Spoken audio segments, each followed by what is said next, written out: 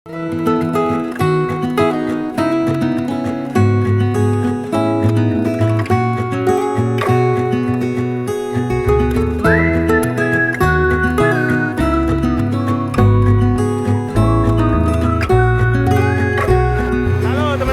lagi dengan Abu Iko. Sebagian dari teman-teman mungkin udah tahu kalau di Jalan Sudirman ada jembatan penyeberangan orang atau JPO dan jembatan penyeberangan sepeda yang segera beroperasi dan segera bisa digunakan.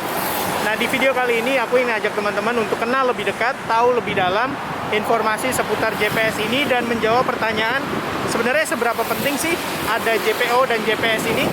Kayak gimana informasinya? Ini dia selengkapnya buat teman-teman. Do you recall when we were young, running from all things at once, without thinking twice? Tapi sebelumnya teman-teman disclaimer dulu, video ini bukan tentang pro dan kontra, video ini juga bukan untuk mendukung, mencitrakan atau segala macamnya. Video ini murni aku yang berusaha tetap netral sebagai pengguna sepeda sehari-hari yang setiap harinya pengen cari fasilitas terbaik untuk mendukung aktivitas aku naik sepeda. Dan JPO ini atau JPS ini kayaknya jadi contoh yang bagus dan menarik untuk aku explore. Jadi semoga teman-teman juga bisa kasih opini, masukan, saran, komentar di kolom komentar supaya informasi tentang JPS ini bisa semakin kaya dan And berkembang. that we would be the ones left behind. Oke, sekarang kita mulai dengan beberapa informasi dasar seputar JPO atau JPS ini. Yang pertama lokasinya, jadi JPO dan JPS ini terbentang di Jalan Jenderal Sudirman, Jakarta Pusat, tepat di sebelah Mayapada Tower dan Hotel Meridian. Sisi utaranya mengarah ke Jalan Setiabudi, tempat JPO tanpa atap dan beberapa landscape menuju ke Duku Atas. Sementara sisi selatannya mengarah ke Bendungan Hilir dan kita bisa lihat lintasan atas Jalan Kiai Haji Mas Mansur dan Jalan Layang non-tol Kampung Melayu Tanah Abang teman-teman dari JPO ini. JPO ini menggantikan JPO yang lama, tapi integrasi dengan Transjakarta masih ada teman-teman, khususnya di halte Karet Transjakarta dan juga halte bus non-BRT di Karet di sisi timur dan di sisi baratnya. Di JPO ini juga kita bisa lihat pemandangan gedung-gedung pencakar langit Jakarta yang berdiri di sepanjang Jalan Sudirman. Tapi sebelum kita bahas lebih lanjut, balik lagi sih pertanyaannya, seberapa penting sih Jakarta membangun fasilitas JPO dan JPS ini dan seberapa besar juga fungsinya untuk mendukung mobilitas pejalan kaki dan pesepeda. Dan untuk dapetin jawaban dari pertanyaan aku itu, aku coba ngobrol dengan Gubernur Provinsi DKI Jakarta dan cari tahu kayak gimana sih konsep dan kenapa JPO atau JPS ini harus dibangun saat ini di Jakarta. Ini dia informasinya teman-teman.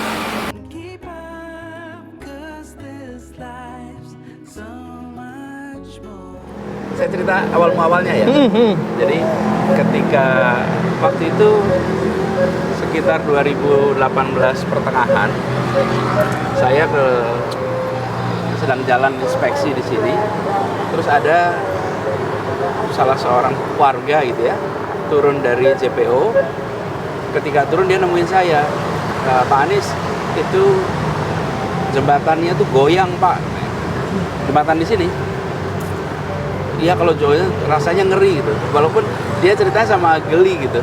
Terus saya panggil tim dari Dinas Bina Marga, mereka melakukan pengecekan dan ternyata memang JPO-nya sudah waktunya untuk diganti. Jadi kemudian disiapkanlah rancangannya, kemudian untuk dilakukan renovasi. Nah, itu awalnya kita mau renovasi sini. Lalu kita sedang menyiapkan jalur sepeda. Jalur sepeda ini untuk orang bekerja, bukan untuk berolahraga. Sepeda sebagai alat transportasi. Nah, bentangan Jalan Jenderal Sudirman ini dari Bundaran HI sampai Bundaran Senayan itu 5,3 km. Kalau ada orang yang bekerja menggunakan sepeda sehari-harinya, maka dia akan kesulitan untuk nyebrang. Kalau orang bisa nyebrang jalan kaki, ini kita buatkan trotoar, banyak jembatan penyeberangan. Tapi kalau dia naik sepeda, mau nyebrang itu nggak bisa, kesulitan sekali. Nah, disitulah kemudian kita melihat adanya kebutuhan menyiapkan jembatan penyeberangan sepeda. Nah, posisinya ini kira-kira di tengah dari dua ujung tadi. Dengan begitu, insya Allah nanti pesepeda yang menggunakan sepeda sebagai alat transportasi leluasa untuk pindah ruas jalan. Oke, jadi JPO karet ini dibangun karena dua alasan. Yang pertama, JPO yang lama udah nggak layak beroperasi, nggak layak fungsi, sehingga harus direvitalisasi. Dan yang kedua, ingin menyediakan lintasan putar balik untuk pesepeda yang menggunakan sepeda sehari-hari sebagai alat transportasi. Oke, menarik. Lalu, tambah lagi Abi, Jalan Sudirman ini adalah satu-satunya jalan barangkali di Indonesia yang memiliki pemandangannya di atas. Oke. Kekuatan dari Jalan Sudirman ini bukan hanya pemandangan di eye level, tapi justru sky level. Lihat ke atas nih, lihat gedung-gedung tinggi ini. Karena itu kenapa saya minta JPO itu, sebagian JPO lama dicopot atapnya, supaya orang berada di sini menikmatinya adalah pemandangan di atas. Yang naik motor, yang naik mobil, yang naik sepeda rata-rata nggak lihat ke atas. Padahal keindahan tempat ini tuh justru ada di atas. Oke, jadi alasan kenapa JPO-nya nggak dipasang atap supaya para penggunanya bisa menikmati pemandangan gedung-gedung pencakar langit, gedung-gedung bertingkat di sepanjang Jalan Sudirman ini dari JPO-nya. Menarik juga sih. Ya tentu pasti ada resikonya juga. Pasti teman-teman ada yang mikir kalau hujan gimana, kalau panas gimana, pasti kan ganggu banget melintasi JPO ini dengan kondisi tersebut. Masuk akal juga sih. Termasuk juga untuk pengendara kendaraan bermotor, kalau terlalu sering lihat pemandangan gedung-gedung di atas, takutnya nanti jadi nggak konsen. Jadi kemudian dikombinasikan memperbaiki JPO-nya, kemudian ditambah dengan penyeberangan sepeda, plus disiapkan anjungan juga untuk melihat Jakarta sebagai pemandangan di ketinggian. Nah ini kemudian kita siapkan rancangannya segala. Kemudian ada pandemi, agak tertunda jadinya. Ketika pandemi kita tidak fokus di sini dulu, kemudian baru tahun ini kita tuntaskan.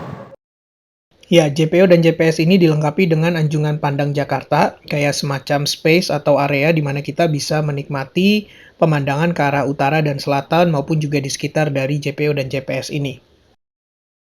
Anjungan ini sendiri dilengkapi dengan kayak semacam kanopi gitu untuk melindungi kita kalau lagi panas dan hujan. Ini pemandangan yang ke arah utara.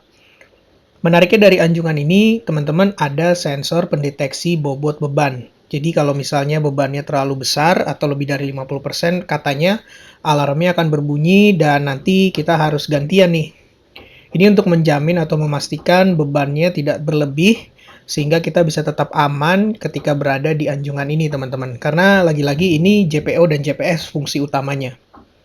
Ini adalah pemandangan ke arah selatan. Kita bisa lihat itu ada flyover dan juga jalur lintas non-tol. Seru sih ngeliat pemandangannya. Apalagi pagi-pagi seperti ini. Ini yang ke arah Hotel Meridian di sisi barat. Dan satu lagi yang ke arah timur di sisi Mayapada Tower. Tapi aku penasaran sih kenapa anjungan pandang Jakarta ini dibuat mengarah ke utara. Kenapa nggak ke selatan dan kenapa nggak dua-duanya? Lebih condong ke utara, teman-teman. Jadi waktu itu dibuat simulasi. Kalau menghadap ke selatan seperti apa, kalau ke utara seperti apa. Nah, kalau ke selatan, jalannya persis di sini belok. Oke. Ada jalan layang Kasablanka ini. Yang ke arah Semanggi belok. Ada jembatan yang cukup besar yang bisa menutup pandangan. Tapi kalau ke utara itu relatif kosong. Iya. Dibandingkan kalau ke selatan. Jadi kemudian ambil di utara. Sekaligus juga banyak yang bilang kalau mau mengutarakan itu ya menghadap utara, nggak bisa selatan kan gitu. Jadi biar mengutarakan ya menghadap utara gitu. Pesan-pesannya bisa diutarakan ya, Pak. Tapi ada yang bilang juga, Pak, kajian-kajian yang bilang kota yang maju tuh banyakin pelikan crossing-nya, jangan jembatannya karena jembatan menghalangi. Ada juga yang orang bilang pengendara jangan pelikan crossing, tapi JPO biar mobil nggak terhalang. Nah ini Bapak mengkombinasikan ini. Jadi gini, itu semua tergantung lokasinya juga. Ya. ini adalah di tengah jalur yang relatif cepat dan panjang. Jalur 5,3 km tanpa ada simpangan. Nah, ketika dia di dekat simpangan, kita siapkan Pelikan Crossing. Sekitar Bundaran HI pakainya Pelikan Crossing karena di situ kecepatan kendaraan juga sudah mulai rendah. Jadi harapannya safety terjaga, kebutuhan warga juga terpenuhi. Jadi kita tidak fanatik pada satu madhab, harus Pelikan Crossing, harus JPO. Ini dibuat sesuai dengan kajiannya ya, betul. Kita insya Allah pakai ilmu pengetahuan terus. Berarti ini menjawab beberapa pertanyaan yang bilang apakah nanti kalau JPO-nya sudah beroperasi, maka Pelikan Crossing di bawahnya tetap ada atau nggak ada. Dari informasinya sih memang Pelikan Crossing yang di karet ini dibuat sementara, temporary, selama proses pembangunan JPO dilakukan. Jadi ketika JPO-nya sudah beroperasi, maka Pelikan Crossing-nya udah nggak akan digunakan lagi. Jadi semua akses termasuk pesepeda wajib menggunakan JPO dan JPS yang ada. Sebenarnya sih kalau aku secara pribadi jujur lebih nyaman Pelikan Crossing kalau mau menyeberangkan sepeda karena nggak harus naik ke atas JPO lagi, nggak harus ngantri lift lagi, dan udah langsung tinggal nunggu lampu hijau dan nyebrang aja, lebih efisien menurut aku. Tapi setelah aku pikir-pikir sih teman-teman memang dan ngerujuk juga ke beberapa pengalaman, memang agak lebih berbahaya nyebrang di Pelikan Crossing di sini. Karena aku seringkali lihat kendaraan itu nggak nyadar kalau ada lampu merah untuk penyeberangan pejalan kaki dan pesepeda di sini. Sehingga seringkali orang tuh lewat-lewat aja dan bahaya banget sebenarnya buat pejalan kaki dan pesepeda menghadapi perilaku kendaraan bermotor yang nggak aware ini, teman-teman. Selain itu, waktu tunggu lampu hijau di Pelikan Crossing juga lama, terutama di jam-jam sibuk. Belum lagi kadang karena macet, jadi kehalang mobil juga untuk lewat. Jadi memang resikonya lebih tinggi karena interaksi dengan kendaraan bermotor jadi lebih sering dan lebih banyak. Di hari Minggu ini waktunya 110 detik untuk nunggu sampai dari merah sampai hijau. Dan di hari biasa, jam kerja, jam pulang kantor, waktunya bisa lebih panjang, teman-teman. Jadi emang butuh waktu lebih panjang untuk bisa nyebrang. Mungkin dengan adanya JPO waktunya bisa lebih singkat, apalagi bisa naik lift. Dan yang paling penting sebenarnya keselamatan kita sih. Karena kalau teman-teman tahu, jalur mobil, jalur kendaraan bermotor di sini itu kenceng banget. Dari Bundaran Semanggi sampai ke sini itu kendaraan cenderung lebih cepat karena lepas dari kemacetan. Selain jalur lintasan pesepeda dan pejalan kaki, fasilitas utama di jembatan penyeberangan ini adalah liftnya, teman-teman. Liftnya dibuat besar sekali, bisa menampung hampir 3.000 kg atau 3 ton. Dan ini bisa memuat bukan hanya pesepeda, tapi juga penyandang disabilitas, ibu hamil, anak-anak, orang berkebutuhan khusus yang memang aksesnya agak sulit kalau harus naik tangga. Nah, ini menurut aku yang membedakan JPO JPS ini dengan JPO lainnya, yaitu ketersediaan lift yang memang bisa memudahkan kita untuk berpindah dari satu sisi ke sisi yang lainnya. Dan ini penampakan ruangan liftnya, teman-teman. Ini di atasnya liftnya, belum diturunin. Tapi lift ini memang dibuat besar, sehingga sepeda yang bisa masuk bisa banyak, orang juga bisa rame-rame. Jadi fungsinya memang benar-benar untuk mobilitas orang-orang dalam jumlah yang besar. Cuman ya, lagi-lagi permasalahannya ada pada perawatan dan jangka waktu yang panjang. Karena dari beberapa JPO yang ada liftnya, seringkali aku temuin liftnya nggak berfungsi. Contohnya ada di JPO yang ada di daerah Sudirman juga, dan di beberapa tempat lainnya. Ya memang semakin besar liftnya, energi yang digunakan semakin besar, uang yang dikeluarkan untuk biaya maintenance-nya juga semakin besar. Tapi memang ini udah jadi resiko harusnya, dan udah jadi tanggung jawab para pihak juga, terutama Pemprov DKI Jakarta untuk memastikan fasilitas ini bisa dilakukan atau digunakan untuk jangka waktu yang lama. Percuma kalau cuma dibikin lift dan bisa dipakai 1-2 bulan aja.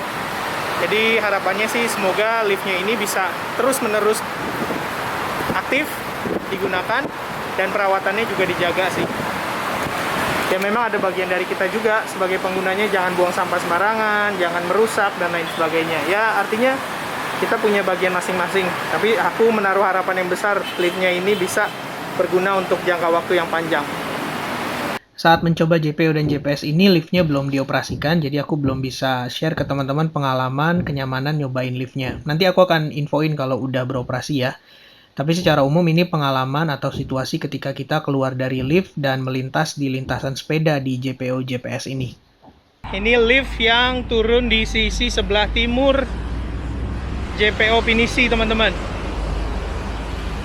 Ini liftnya, langsung di depan kantor Tower Mayapada.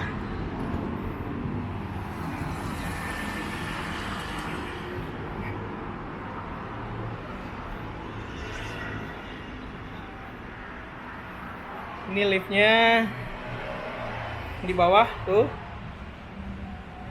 Ini baunya masih bau cat baru nih. Masih enak ya, masih barang baru. Ini railingnya besi. Ini kayu nih. Tadi malam ada hujan sebentar, pagi juga embun, jadi masih agak basah. Ini untuk tangga turun naiknya, aksesnya sama seperti di sisi sebelah barat. Seru juga, lebar dan terbuka konsepnya. Selain sebagai jembatan penyeberangan, fasilitas ini juga terintegrasi dengan transportasi publik Transjakarta, baik di halte BRT, halte Transjakarta Karet, maupun halte non-BRT di luar koridor yang haltenya ada di tangga atau di lift di sisi timur dan di sisi barat. Nantinya di tangga-tangga ini, di jalur integrasi ini juga akan dirapihkan supaya temanya seragam dengan JPO-nya. Jadi sejauh ini kita udah ngelihat fungsinya, kita udah ngelihat fasilitas-fasilitas dasarnya, dan kita juga udah dapat gambaran kenapa sih JPO dan JPS ini perlu ada saat ini di Jakarta. Oke, kita udah ngebahas fungsi-fungsinya termasuk fasilitas dasar yang melengkapi dari JPO JPS ini. Nah, terakhir mungkin informasi seputar desainnya, teman-teman. Ya. Jadi memang fungsinya terpenuhi, ya, secara estetik juga bagus. Jadi kita tidak mau hanya estetik saja, tapi fungsi nggak terpenuhi. Nah, yang bersepeda untuk sepeda ada jalurnya, untuk pejalan kaki juga ada jalurnya. Jadi proses perancangannya juga panjang. Ini teman-teman arsitek yang mendesain ini itu bolak-balik gitu. Karena saya selalu ingin rancangan yang dihasilkan itu secara fungsi memang tepat. Ya. Kemudian secara estetik juga pas dan dipaskan betul dengan lokasinya. Ini ketika kita menetapkan menggunakan tempat ini juga perancangannya itu betul-betul melihat kondisi di lapangan. Dari penjelasan tersebut sih aku nangkep kenapa akhirnya JPO ini dibuat unik, dibuat berbeda dari JPO-JPO sebelumnya, termasuk juga tema kapal pinisi dan tribut kepada petugas kesehatan yang melekat pada narasi latar belakang kenapa JPO dan JPS ini ada, teman-teman. Tapi balik lagi, secara umum yang paling penting dan utama adalah fungsi dari fasilitas publik ini. Karena fasilitas ini dibangun bukan dengan biaya yang sedikit, biayanya besar, dan harusnya sih bisa bertahan lama dan dimanfaatkan secara maksimal oleh kita para penggunanya. Ya, semoga informasi yang aku bagikan termasuk diskusi dengan Pak Gubernur menjawab pertanyaan aku di awal, kenapa sih JPO JPS karet ini harus dibangun dan kenapa harus sekarang Jakarta punya JPO JPS seperti ini. Oke, sekarang kita nyampe di kesimpulannya. Yang pertama dari sisi fungsinya dulu, kalau menurut aku JPO dan JPS ini fungsinya udah lebih baik daripada Pelikan Crossing ataupun JPO yang lama yang sekarang udah diganti sekarang. Secara kenyamanan, keamanan, waktu tempuh itu menurut aku lebih cepat. Terutama aku ya pesepeda. Tapi kemudian yang kedua adalah dari sisi maintenance-nya nih. Kalau menurut aku maintenance-nya perlu dipastiin dilakukan secara rutin karena ini bukan infrastruktur yang murah ya. Biaya untuk membangun ini mahal dan perawatannya pun juga pasti nggak sedikit, banyak. Jadi selama itu bisa dilakukan, ya manfaatnya bisa terus dirasain untuk jangka waktu yang panjang. Dan yang terakhir, yang terpenting juga semoga nggak hanya stop pada pembangunan fisik infrastruktur publik ini aja, tapi juga dilengkapi dengan sosialisasi, program-program edukasi, sehingga mendorong orang untuk lebih aware lagi menggunakan transportasi publik. Syukur-syukur bisa lebih banyak yang pakai sepeda, sehingga mereka bisa ngerasain manfaat dari keberadaan fasilitas yang dibangun ini. Oke, teman-teman, itu tadi informasinya. Semoga bermanfaat infonya. Makasih untuk support teman-teman. Jangan lupa share terus hal positif untuk sekeliling kita. Sampai ketemu di Urban Vlog berikutnya ya. Dah. If you found a way out, come see.